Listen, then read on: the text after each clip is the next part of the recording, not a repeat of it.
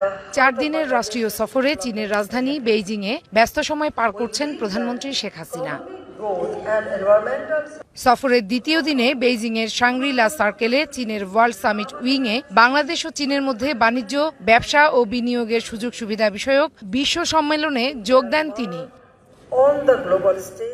সম্মেলনে স্মার্ট বাংলাদেশ গড়ে তুলতে চীনের সহযোগিতার ওপর জোর দেন সরকার প্রধান। চামড়া ও চামড়াজাত পণ্য, পাট ও পাটজাত পণ্য সহ বাংলাদেশের উৎপাদিত পণ্য চীন আমদানি করতে পারে। চীনে বড় বড় কোম্পানিকে আমি আহ্বান জানাই যৌথ বিনিয়োগের জন্য।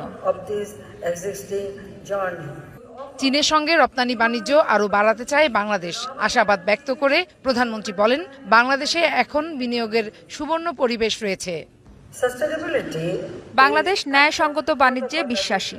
এখন বাংলাদেশে বিনিয়োগের খুব ভালো সময়। বাংলাদেশ ও চীন কাঁধে